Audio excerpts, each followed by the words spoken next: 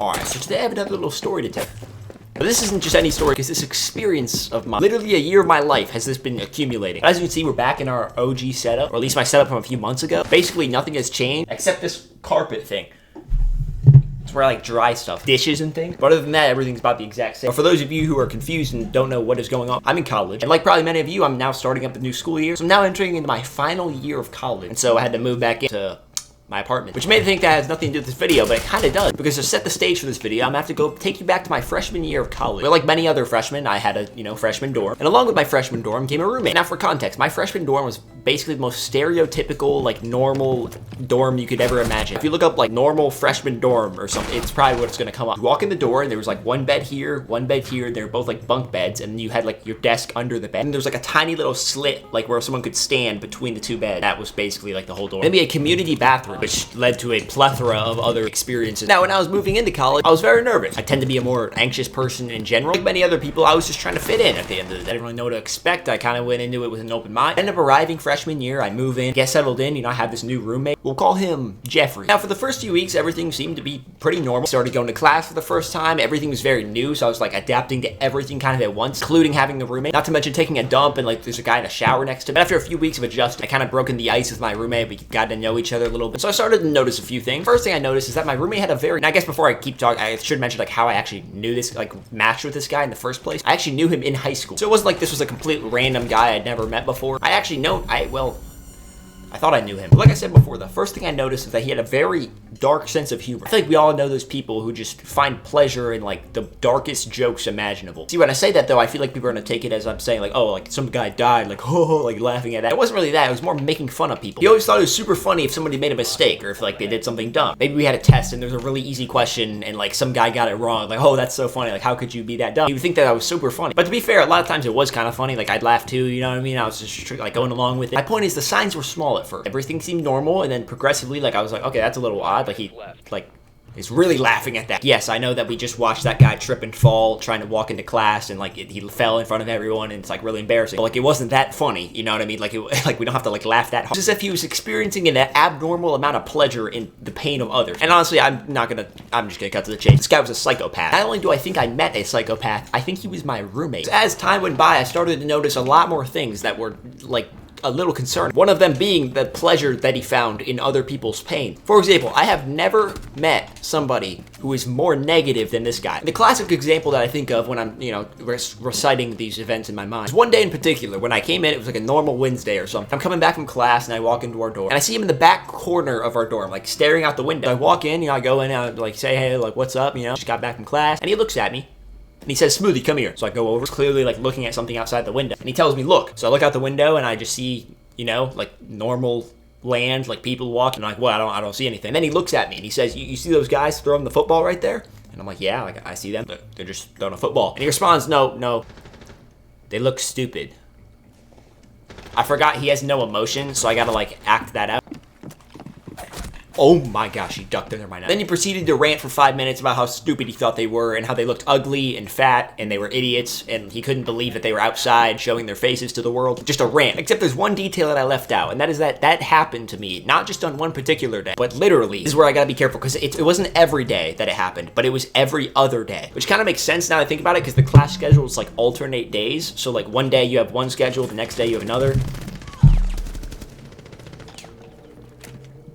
So maybe in hindsight, he was scheduling time into his day to like observe this or something. Now, at the same time, like that itself doesn't really prove that he's like a psychopath or anything. But see, the first few times it happened, it was like, oh, like, okay, like that's funny. Like, okay, like I thought he was joking. Okay, like, yeah, like, they look stupid. Like, yeah, like that guy's fat. You really got to imagine, like you're coming back from class, maybe you were just talking to some friends in class.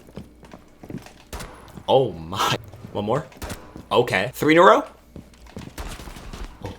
Oh, I hit him in the shoulder. Like I was saying, you come back from class, you're feeling good, you have a smile on your face, and like every single day of your life, you come in, you open the door, and you see him staring out the window, and he tells you with the same sense of urgency, quick, come here. Walk over, and you look out the window. And it wasn't like he was just aggressively staring out the window. Like, he'd have like a ball in his hands, he'd like tossing the ball up, like looking out the window, like he would like do something with his hands while he was doing it. I don't really know why I included that detail, but he would. Then he would proceed to explain to you how stupid the people outside are. And this is where I'm leaving out a couple details, because he would also include in a lot of those rants about how incredible he was as a person relative to those other people. Like I said, at first it was kind of funny, I'm like, okay, like, yeah, like like that guy's fat. But after, I don't know, like, you know, the 32nd time of this happening, after coming back, like, it was a little concerning, I felt like. But oh, it doesn't stop there. That's just the tip of the iceberg, because there are several other canon events that would happen throughout the school year that really, like... Oh my gosh, I hit it again. One of these moments was the very first time I ever tried to make a joke to him. And I admit, it probably wasn't a good joke. It probably wasn't even, you know, something that was funny. I wouldn't consider myself a comedian or anything, but, you know, like, I would think we've all, like, kind of made a joke here or there, like, said, like, oh, look at that, you know, like, that's good, yeah. So I made one of these, like, you know, just side comments to him. Like, I don't even remember what it was. It was something small, you know, it's just kind of like a side, like, you know, like, oh, like this or that, you know, and it's like, yo, like, it's funny, you know, you just kind of, like, everyone just kind of laughs. I mean, it's not funny, you just laugh. So I made a joke to him, and he literally just looked at me.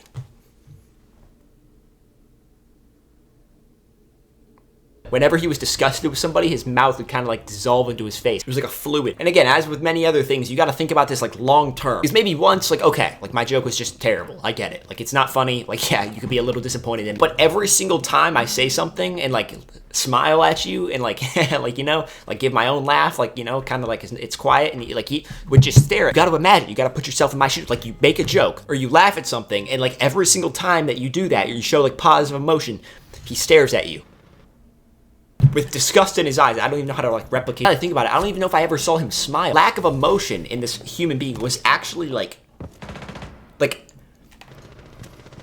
weird. The only time I ever saw him smile was when somebody got hurt in front of him. Not just physically hurt, you know, where like, oh, like he tripped and fell, or like, oh, he like stubbed his toe, whatever. But I mean, if you failed a test, or you even got a lower grade than him on a test, he would literally bring it up to you for the next 2 weeks, every single day, and laugh at you. I remember one time we went to the dining hall together, you know, like to just get some dinner. We were eating our food, and he ended up finishing his food before I did, and he literally got up and left. And I, like, I'm saying all this stuff out loud, and I'm starting to feel like I'm the crazy one. Like, we're literally like eating like food like friends, or, you know, and he finished his meal, and like, you know, instead of just waiting for me to finish my last few bites because I was almost done, he didn't say a word. He picked up his plate, got up, and walked away, and I didn't even know what to say. I was like, are you leaving? And he just kept walking. I thought I was like the awkward one, you know? And one thing I will say about him is that he was he had the craziest ego I've ever seen in my life. I think champs are bad on C, but he was literally better than everybody at everything. I've never seen anything like that. He was actually good at everything. Like, every sport that we played, every class we took, and every time he did better than you at something, he would rub it in, like, for weeks at a time. Like, every single day. Except there was one thing that I beat him. There was one day where I ended up beating him in a game of horse. Like the basketball game where you shoot, and then the other guy has to shoot from the same spot, and if he misses, he gets a letter, like H or whatever. So you probably know what it is. And if you don't, it's basically just basketball. But we had a bet where if I lost, I had to pay him $1, and if he lost, he had to pay me $5 because he was that confident he was going to beat me. He was also a gambling addict. So I actually ended up winning once and then losing the second time. Wait, I just got a text from a random number. And they said hi, and their text was, "Hi, my name is Blake." Oh god, am I supposed to respond to that?